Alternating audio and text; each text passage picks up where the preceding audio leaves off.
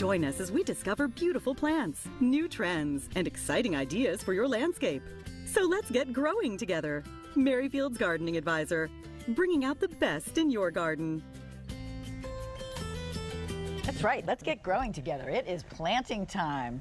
Hello, everybody. Welcome to Merryfield's Gardening Advisor. So glad you could be with us today. I'm your host, Debbie Warhurst-Kapp, along with gardening specialist extraordinaire, Peg Beer. How are you this morning? I am good, thank you. Good. I am good. And fall is wonderful, and I'm very grateful, thank you, Lord. For the rain. For the rain, because somehow or other it just skirts Tyson's I corner. know. She always says that. It's like it's raining everywhere except in her house. On my way here this morning, it's dripping, dripping, dripping. I'm not ungrateful, Lord. Dripping, dripping, dripping. And then as I get halfway into Arlington, it's actually raining, you know. So please, I hope it's raining. I know. It was I have a all nice these rain. huge oak trees, and they need a good drink, okay?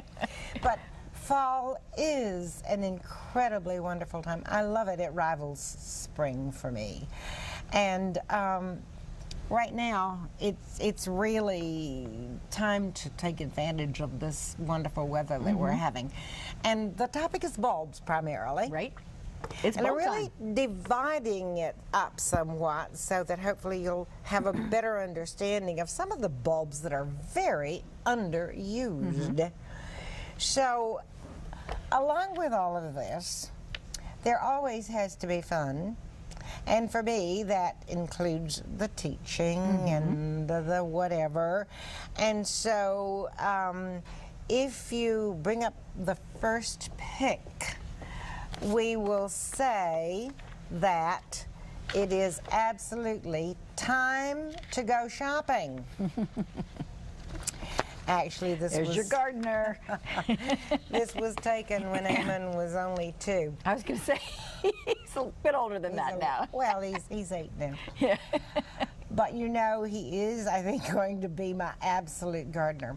He just thrills still over getting his hands on a plant. That's great. So it's a wonderfully contagious thing. And if we can introduce the young, as I say, a little bit of a broken record here, introduce the young to nature, we've done a lot, because that's the world we live in. We That's talk right. about our environment, we talk about sustainability and all of these things, but that environmental issue and that sustainability is only going to come through these young people, Right. okay? So, yes, we're going to talk about bulbs today, and it is time to plant, and it is time to shop. All right. It is. So let me let you know what's happening at Merryfield Garden Center today. Always something exciting. Our seminars continue today at the excuse me, at the Merryfield location. Joel Cook is going to be talking about evergreens. You know, they provide privacy and they block unsightly views, and they're just wonderful, kind of the backbones of the garden. And so he's going to share some of the most popular, both needle and broadleaf evergreens, and some kind of overlooked ones that you don't think about.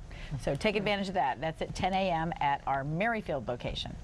At our Fair Oaks location today, we are not having a seminar because the Potomac Rose Society is having their 76th annual Rose Show. Isn't that amazing? 76 years. So that is today and tomorrow.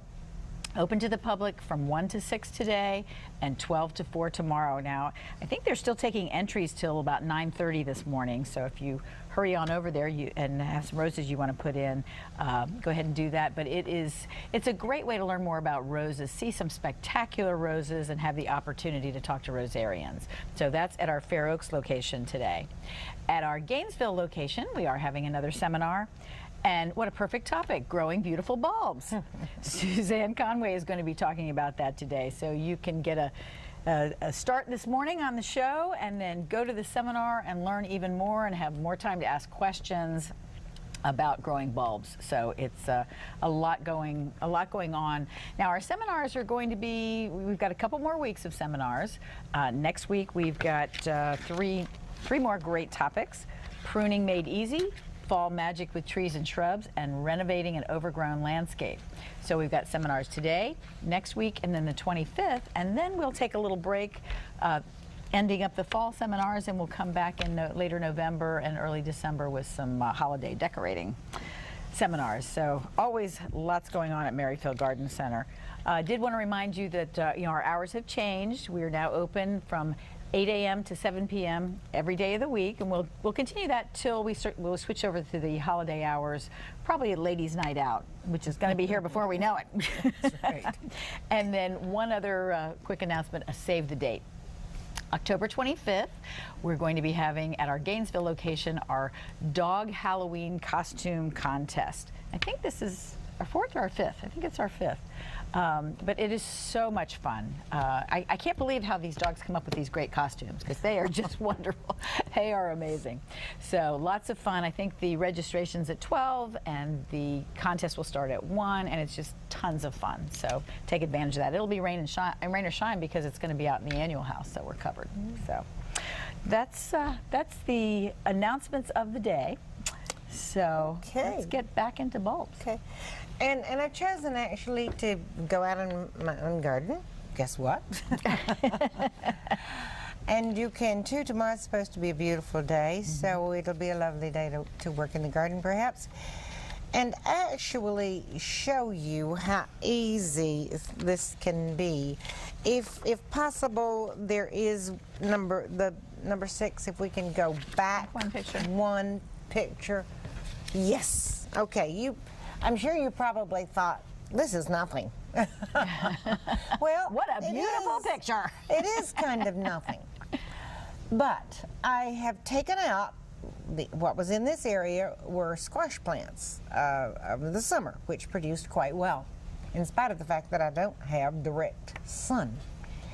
And what I'm hoping to accomplish with these next few pictures is that you don't have to have a lot of space, and not everything is in long rows. It's actually mixed among other things. I mulch well. Actually, between the ones that I do have rows, or in areas where I don't have bulbs, I will often put down 3 or 4 layers of newspaper and put my mulch on top of that. And in this case, there happens to be a fair amount of pine needles. I enjoy using pine needles. Number one, they're very lightweight for me to work with, but I like the look of it too. And it's not everywhere in the garden. It's in the vegetables and on primary places. So, okay, this is what we're starting with.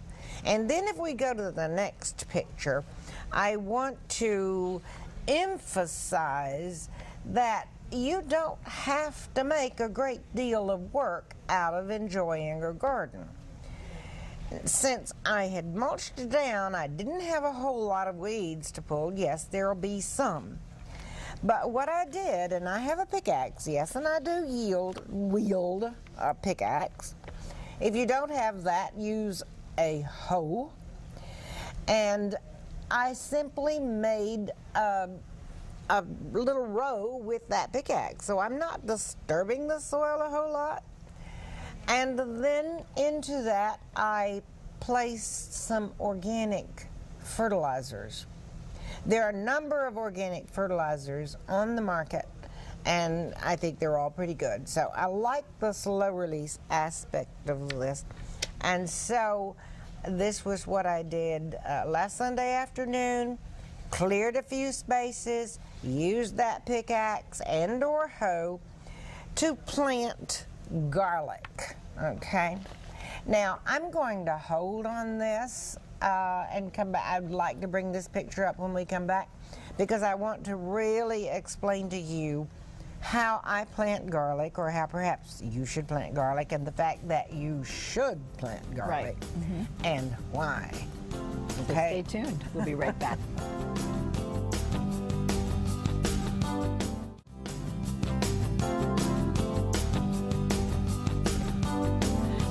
Love those pumpkins. You know, we have the neatest looking pumpkins now. Yes, There we are so do. many. And did we get the pink ones in? We have pink, we have blue-green, we have, it's just fun. they I are was fun. out working in all of those the other day, and it's just very exciting, because just seeing that pumpkin. Well, anyway, we'll talk about pumpkins later. Right now, we need to talk about garlic. Okay.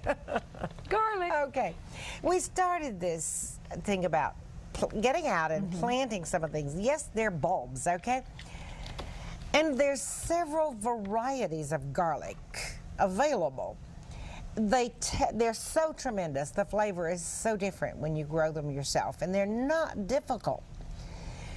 Find a spot that you won't disturb for several months. Plant them now. Break up those cloves, and you can see that I've spaced them out a good 4 to 6 inches anyway, and covered them with about 2 inches of soil. Now, they are going to sprout new growth over the winter. And the beauty of it is that you can use some of that green leaves to rub around your salad bowl or put in your soup. And it's really fantastic. It's very, very good. Now, in the next picture, you can see that I've actually made a row of this because my space is very limited. I have to get a lot out of it. Right. I'm accustomed to growing in containers. So I treat my garden as though it's a container, There you just go. one big container. And so I made this little row a foot or so away from the cabbage and kale and things that I'm growing for winter use in the garden, and I'll soon be able to begin harvesting those. I'm very pleased about that. Okay, there's another bulb that you really should try, and it doesn't take up a lot of space either. I had taken the tomatoes out of this area and the cages and so forth, and by the way, relocated some of them because it's 'tis the season that the deer are out rubbing, and you don't want them to rub your favorite thing. Okay, I did the same method. I moved that straw mulch back, used that pickaxe to make a couple of rows, and the little white dots that you see out there are the little bulbs for the spring onions. They too will send up their foliage over winter, and they too can be harvested and used somewhat over winter. Not every one of them, otherwise your bulb won't grow, okay? But judiciously picking them here and there, okay? And then come early spring, you'll have spring onions. So that's a fun thing to do. Now, we need to play a little catch up, so I'm going to run through these pretty quickly. We're talking about specialty bulbs here. And before you get started, you really might want to find some good help, you know? I think you've got the best help there. Truly, truly. And the best thing that you can do with these young children is not send them out for the treacherous job of weeding, okay? Give them things that are fun. And digging holes and helping you dig holes for bulbs is really fun. And you can let them know they're going to get great results later. Now let's talk about these specialty bulbs. The ones that we used to call minor bulbs. Well, they're not minor at all. This one is in bloom in my garden right now, and it is a cyclamen, but it is a hardy cyclamen. And you know, I should have poured the water out of this, because we'll come back to me. Maybe I won't destroy this getting it out. These bulbs should be planted just as soon as you can plant them, okay? They need to go into the ground. You can see this one's blooming already. And the best thing you can do is put it into a cup, soak it overnight in water, and then quickly plant it the next day. There are already little buds coming up from this, and if you're careful tucking it into the ground, just barely covering it, those bulbs will go ahead and bloom for you. And when they've finished, you will get this motley, gorgeous foliage from that that's going to stay up for several months. Now, you need to be a little patient, and these bulbs will make a lovely big show at this time of the year. Now, where do you plant some of these specialty bulbs? Because they're not large enough to compete Right. in a perennial border. You need to give them a special place. And no, this is not mine. I wish it were. Isn't it gorgeous? Just shows you how beautiful small trees can be if you limb them up, if you think about the look all season, winter particularly. These are crepe myrtles. And rather than committing crepe murder, go ahead and let those things grow and limb them up so that you can enjoy it. Now, at the base of these trees, or any other small tree, dogwood, whatever you have, is a marvelous place to allow these bulbs to really thrive. So let's go to the next picture, which is Galanthus, or the little snowdrops. And these are in abundance in my garden now, and I started many years ago with them. And I allow them to seed because they will do that. So I leave that. This is one that I leave the little seeds to go ahead and mature, and they've just scattered all over the place. They'll bloom sometimes in late December through January and February. Galanthus or snowdrops. Now, here's a fun little tip. You need to try to get them started because this is the only way to do that while they're available now. But a good way to divide is to wait until they're totally finished in the spring, but the foliage is still up, and move them and divide them in the green. They seem to thrive better that way. Let's cover just a couple more, Deb, because we really need to get some of this under. Okay, I need to warn you just a little bit that some of the names on these are not correct. In the processing, somehow we lost track of that. This is actually Puschkinia, Puschkinia. And these are very small bulbs. And this one is growing at the base of one of my crepe myrtle. And it's not where sunshine gets to it except in the wintertime, but since it's an early bloomer, that's okay, because it goes dormant after that, and it's not a problem. So it can be grown in a lot of shade. It is absolutely beautiful, and it stays up, and it's early. It's usually March, and it stays up for at least 3 weeks. And in the following picture, which is where the Chionodoxa, Chionodoxa, this is the blue form. Likewise, grown under the edges of small trees or at the edges of shrubs, and again, blooms for a long period of time. And in the next picture, this is definitely an underused plant called the windflower, or it is a type of anemone. And nothing much bothers this particular one. The little varmints don't get down and try to eat the bulbs. It comes in pink, white, and blue. And it stays in bloom again through March into April, and is just a lovely, lovely bulb. So this is another one that I suggest that you soak the bulb overnight and then plant it. Okay? Okay. We're going to take a quick break, and we've got tons more bulbs to show you. Yes, we do.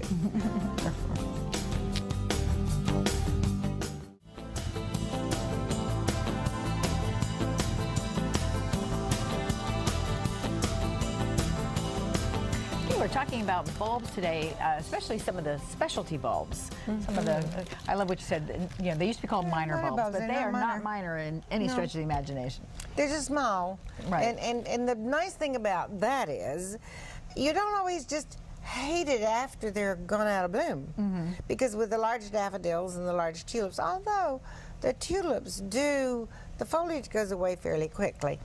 But they're very exciting. They really are, and they give you a great show when you need it most, you know, when you're coming out of winter, and it's wonderful. And another great one, really, that plays a major role in the landscape is the grape hyacinth. Yes. And if you want to bring up the next picture, I will explain to you again that somehow or other we got the wrong name on it. We called it an anemone. Well, it isn't. That was the one before it. But it is a grape hyacinth. And I love to use them in masses if it's possible. But this is one that can be used in groups near the front of a border even, because its foliage isn't obnoxious. And this is a good time to get it in, but do be aware that this is one that sends its foliage up in the fall. So you're going to get the foliage. Don't worry. You're going to get the bloom in the spring, okay? And if we can come back to me for just a moment from the bulbs, this is a very exciting group, this grape hyacinths world. There are fragrant ones that are yellow. There are a Muscari album. There's white. There's a blue spike that has a Debbie, come. Okay, I was going to say, hang on I'll to take care of that. There's blue spike that's very full and floriferous. And then there's the variegated ones, and there's pink. There's just something for everybody in this one. And fortunately, they're not expensive, so therefore you can plant enough of them to grow. And they do reseed also. All right, I want to be able to get all these things in now. So let's go to the next picture. Where do I plant a lot of these things? I plant them in and among Helleborus, okay? Helleborus is a go-to plant for me now because I do have deer. Yes, I use Bobex to protect the few hostas that I have now, but I am constantly using the Helleborus in lieu of those. They will often begin to bloom in late January through March into April. It's lovely. In the next, there's so many variations here. In the next picture, you can see that you can see a daffodil coming into bloom in front of that.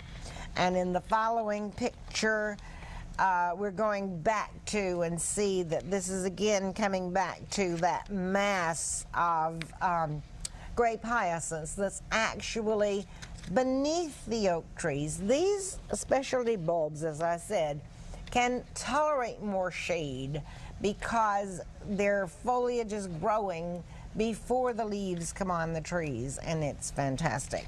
You can see the little white dabs here and there in between where the little wood anemones were growing. And here is a close-up of some of the hyacinths that has a little variegated edge and the little white ones that are planted with it. Somehow it's just very white. It does amazing things in the garden, Debbie. It really does. Makes things pop. It really does. And so it's really wonderful.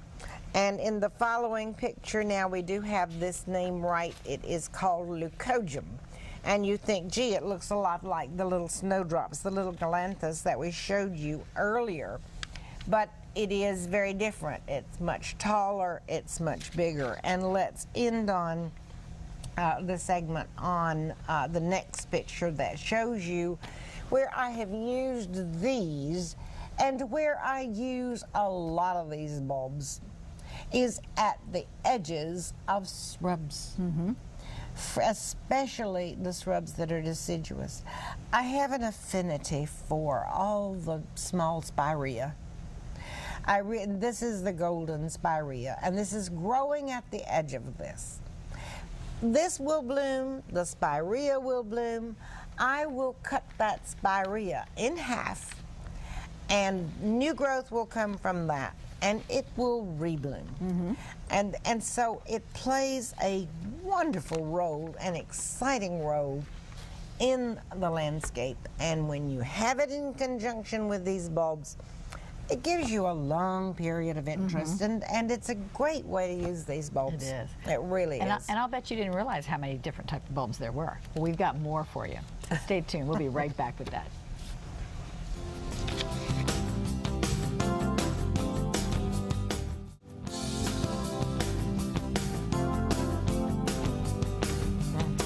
been sharing lots and lots of bulbs with you, the specialty bulbs. Right. And you've got a few more. Well, I do indeed. It's hard to cover all the I know. territory because there's so many out there. And I've enjoyed them for so many years. I think back to my mother, who was an incredible gardener. And the thing that I enjoyed as a little bitty girl was just wandering out into the garden and picking her daffodils. Now, we didn't do tulips because it was the deep south, and tulips don't get enough cold to do well down there without a lot of effort. So my mother had a lot of daffodils.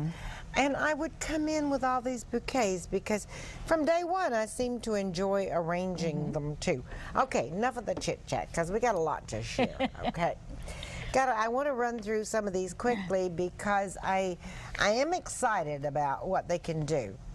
Here is another one, and I've tried to put these somewhat in times of growth.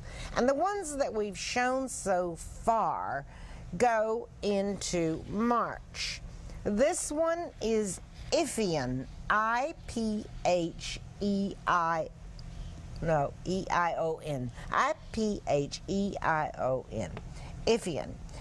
And here you can see a little species tulip coming up with it. This is one that makes a lovely ground cover, and it was growing at my home on a bank. Let's go to the next picture, please. There it is, there we go. growing on the bank. And in the following picture, we have even more good stuff. We have an area where I do have some specialty hosta, where it's nice and easy for me to kind of remember to spray them against the deer. And in that area, I grow only the specialty bulbs. This one is a miniature narcissus, and there's 2 or 3 different varieties in here. But as I said, all of these things will grow in this environment, and the foliage is not so bad that you can enjoy them being between the fern and the hosta and often the helleborus. But these are so wonderful. I mentioned the miniature narcissus because they too are underused. We will talk about the larger ones next week. And in the following picture is another one that is definitely underused, and that is the Dutch iris. I loved this picture because when I took it, there was a pink peony in bloom behind it. And so you can see part of that pink peony. But they come in such lush colors. And they too are not expensive bulbs. And so you can plant a number of them because they make wonderful cut flowers. Let's continue through this because we got a lot of territory to cover on this. There is then Scylla, which is a wood hyacinth. It's called by several different names, and I've kind of stuck with Scylla. It's available in blue, pink, and white, and beautiful. And in the following picture, now here is one that, in my opinion, Brunera, grown with a lot of these things. Part shade is the place for this, and all the bulbs that we've talked about look beautiful with this perennial. And the next picture coming up is, okay, let's go past that one to the next one. I think it should be, okay. There we go. This is a mouthful. Nectaroscortum, and you do have that on the screen, okay. It's tall, it grows to about 2 feet, and it's growing in front of a variegated forsythia. This is one of the most beautiful bulbs that there is. And it too will recede somewhat. So if you have never grown this Nectaroscortum, by all means do it this year. It's just such a fun bulb. This is one that you can plant in the middle of a perennial border or actually anywhere. The foliage is not obnoxious. In the following picture, This one again was taken at my home. I have a tendency, especially with tulips, to plant them between my perennials. And I don't think you could totally see it, but there's tulip foliage coming up there. And yes, the deer did nip it. So you have to spray both the hosta and the tulips really well, and I use Bobex, and it works for me when I get out there and do it right. And the rain doesn't wash that off, okay? But here is a perennial border, and that's where I've used my tulips. Okay. A couple of weekends ago, we had quite a family gathering at my house. And let's go to what is it all about? It's about being in the garden. It's about people helping in the garden. I had son-in-law and lots of helpers who brought chopping wood and getting ready for fall. Absolutely, and another grandson cleaning out the gutters. And wow, how did you pull that off? I don't know. But the previous picture was actually of my daughter Michelle, who had gone out and gathered the dahlias and gathered the fall flowers and was making an arrangement. Those are the reasons we grow a garden. And then you have Gretchen, actually this was a couple of years ago, where she actually is putting together a fall wreath. It is fall. Yes, we can go out and buy some of those wonderful and exciting little Christmas items. But let's don't we have forget to enjoy fall. That fall is a magnificent season. And part of it is the decorating. Right. Part of it is the enjoying. Get some of those people together, go shopping, put in some of these specialty bulbs. Well, and a big part of that and is you'll pumpkins. be glad. Pumpkins. We've got a couple pictures to show you with Yeah, pumpkins. let's bring up the so pumpkins. Much fun. We did say we'd talk about that later. Yeah. There we go. Okay, this is something that I did last year actually. And it's stacking these small pumpkins, and there's some exciting ones among it. They're just such an easy, fast way to decorate. And to bring it all together, you know, your front door. Right. After all, that is what greets everybody. So if we go to the next one, we can show you one that our little Stephanie in the annual section just so enjoyed putting this together. The simplicity of just a grapevine wreath and some of the pumpkin stacks. And if we come back to the desk for a moment, Debbie, I know we're cutting into our phone calls a little bit here, but we're going to do that. I wanted to let you all know we are going to be taking phone calls when we come back. So it's 703-387-1046 if you want to get a head start. Actually, all these different types of pumpkins have come about within just the last 4 or 5 years. I know, they're great. And some of them are very edible. We'll talk about that later. Pokemon, where they come up with these names, I don't know. But the only thing you need to do to make some of these stacks is just to trim that little piece inside so that it'll sit there. And because you're not piercing, it's going to last for a long time. And you can do all the same kind, or you can get a little fun and do the mix. Just stack it on top.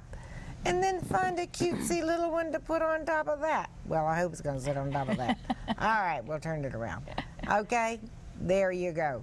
And then you quick and simple little. It's just really to decorate with. So it's just so easy to decorate. And these just sit all by themselves.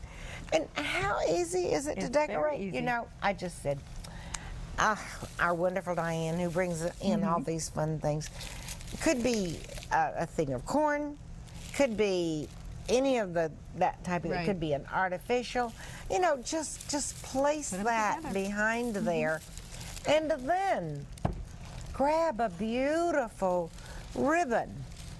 That's all you need. That's right. You don't have to be a genius at this. That's right. Just do it. Just do it. All right. Well, we definitely have to take a break, so we will be right back, and we're going to take your phone calls. 703-387-1046. So give us a call. We'd love to talk to you.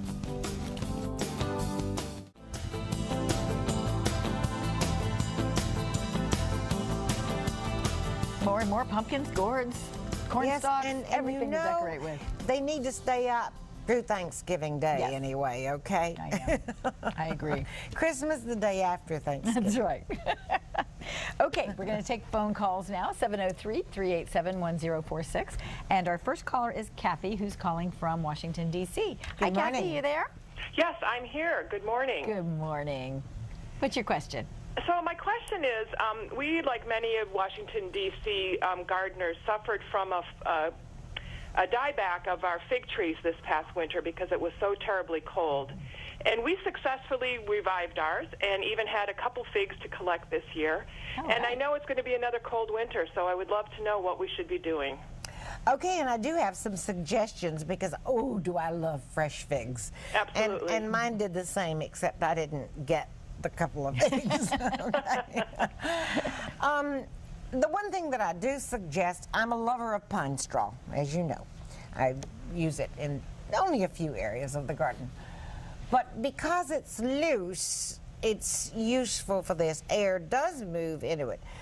I should have done this last year. I only did it in one area, and that one really came through well.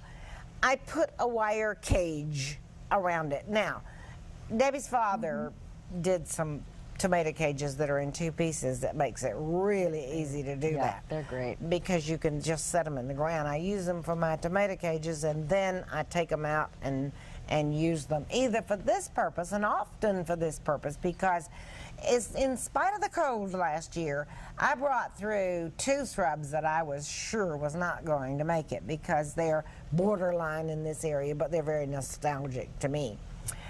And they came through with a few dead branches, but they're okay.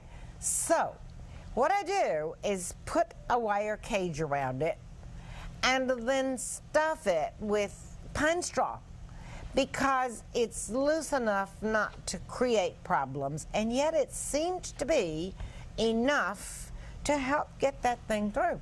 Great. So I think it's a good thing to do that. Now, on the ground, it certainly wouldn't hurt to also put some mulch down there because that helps to stabilize the temperature on the ground somewhat.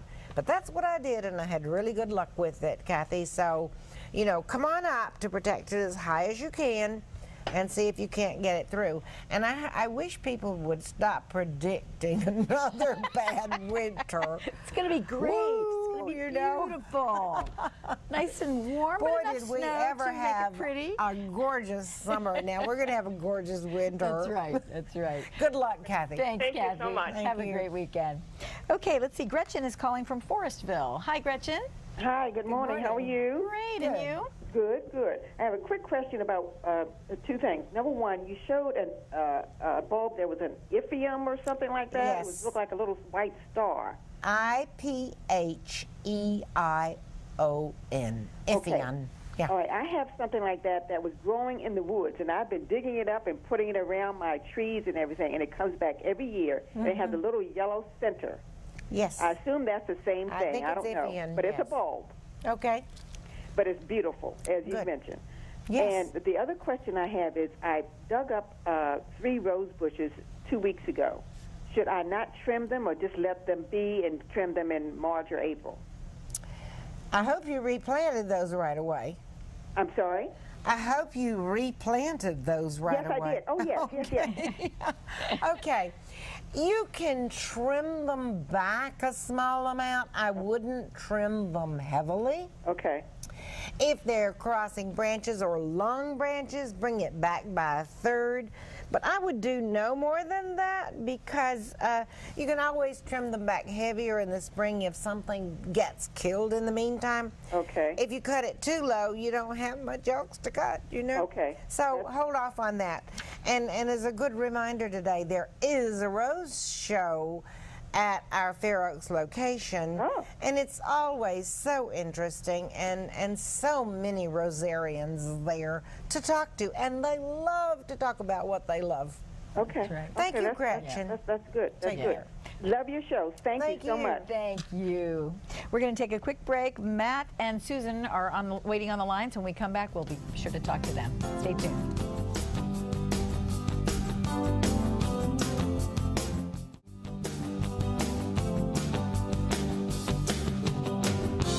Okay, the hour is flying by as usual, so we're quickly going to get back to our callers. Matt is calling from Woodbridge. Thanks for holding, Matt. How are you? Good morning. Good morning, ladies. How are you? Great. I'll try to make it quick since we got more folks. Super. 2 to 3 weeks ago, I transplanted a yucca plant, Yes. and I've never done that, and apparently it has like a root.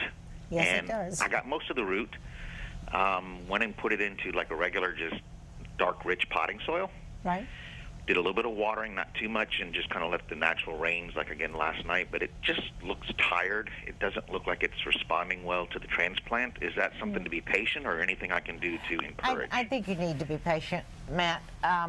Yucca are pretty hardy things, but they almost, I won't say call it a taproot necessarily, but they do have a lot of roots, and it depends upon how much disturbance you did to those as to how they're responding right now. So, Doobie, you put this in a container, did you? No, I put it strictly in the ground. In the ground, okay. And did you mix that potting soil into your existing soil? No, I had hollowed out and put pure soil and then just kind of placed it in it. Okay.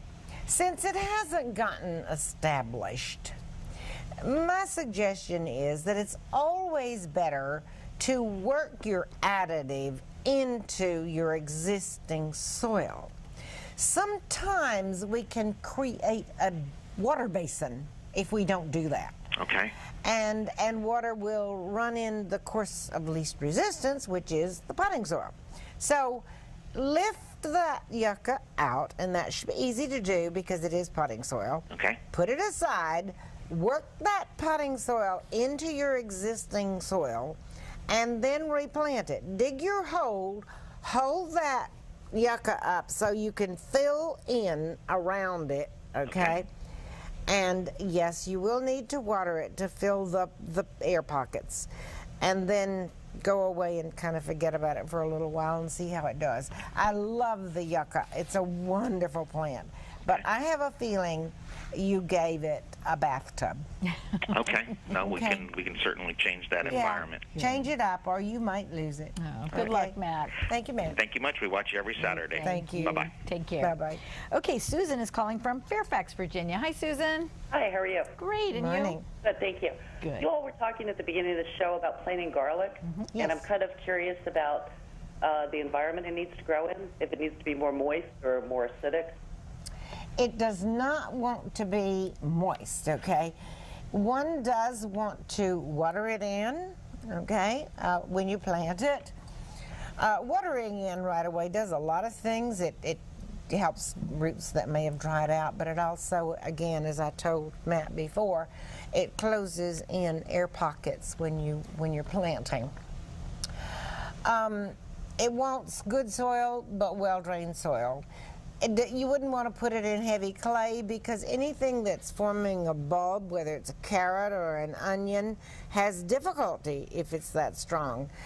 Growing up, the area in which my mother had a huge section of garlic was pretty sandy soil, and that was perfect, okay? So it likes good drainage.